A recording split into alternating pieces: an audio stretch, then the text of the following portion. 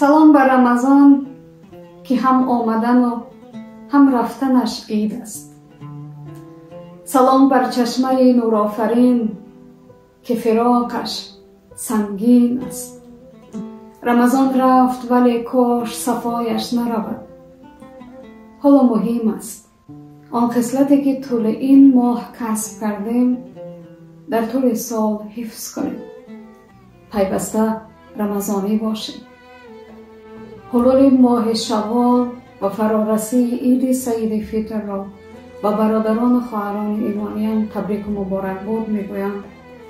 از خداوند التجا میکنیم که طاعت و عبادت ما را به درگاهش قبول کند و گذشته های ما را رحمت و بازمانده ها را مغفرت کند. از خداوند التجا میکنیم که تاجیکستان عزیز ما را در پناهش نگه بدارد. مردم سربلند تاجیک را در سراسر دنیا نگهبان باشد.